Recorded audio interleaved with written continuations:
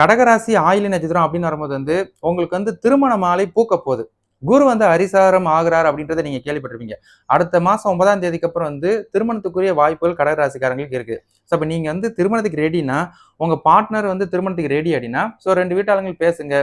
So கையில காசு இருந்துச்சுன்னா, எல்லாமே ரெடின்னா, அடுத்து டிசம்பருக்குள்ள கூட நீங்க திருமணம் பண்ணக்கூடிய வாய்ப்புகளை இந்த குரு ஏற்படுத்துவார். ஸோ உங்களுக்கு வாய்ப்பு இருக்கு. அப்ப பினான்சியல் அப்படின்னு வரும்போது அதே குரு அதிசாரம் வாங்கும்போது தான் பினான்சியல்ல ஒரு இம்ப்ரூவ்மெண்ட் இருக்கும். ஆல்ரெடி நீங்க வேலை செஞ்சுட்டு இருக்கீங்க. ஒன்னும் இம்ப்ரூவ்மெண்ட் இல்ல அப்படின்ற ஒரு வருத்தம் உங்களுக்கு இருந்தால் கூட, ஸ்டில் ராசிக்கு 3ல செவ்வா.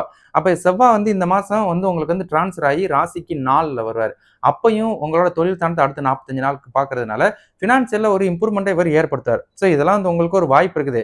நீங்க எப்படின்னா, நீங்க சனியே பார்க்க முடியாது, ராகு கேதுவ பார்க்க முடியாது. பட் இந்த குரு பெயர்ச்சி, அப்புறம் சுக்கிரன் பெயர்ச்சி, அதுபோக சூரியனோட பெயர்ச்சி, புதனோட பெயர்ச்சி இவங்கள வச்சு தான் உங்களோட பலன்கள நீங்க அப்டேட் பண்ற மாரி இருக்கும். ஸோ இதுல வேற இந்த மாசம் 12ஆம் தேதி வரை புதனும் ராசிக்கு 3ல ஆட்சி பெற்று உங்களோட பாக்கியஸ்தானத்த பார்க்கறதுனால ஒரு இம்ப்ரூவ்மெண்ட் இருக்கு. ஸோ அப்ப நீங்க முயற்சிகள போடணும். இப்ப நம்ம ஜோதிடம் பார்க்கிறோம்.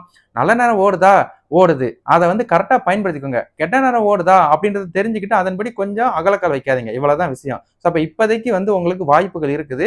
இந்த மாசத்த பயன்படுத்திக்கோங்க. அதே இந்த புதன் டிரான்ஸ்ஃபர், அதுபோக செவ்வாய் டிரான்ஸ்ஃபர், அதுக்கப்புறம் சூரியன் டிரான்ஸ்ஃபர், அதுபோக உங்களுக்கு சுக்கிரனோட டிரான்ஸ்ஃபர் அப்படின்னு அடுத்தடுத்து உங்களுக்கு இந்த மாசங்கள் கிரக நிலைகள் டிரான்ஸ்ஃபர்ல உங்களுக்கு ஒரு இம்ப்ரூவ்மெண்ட் இருக்குது. அப்ப டிசம்பருக்குள்ள ஒரு சில வாய்ப்புகள் இருக்குது. அத கரெக்ட்டா பயன்படுத்திக்கோங்க. சரிங்களா?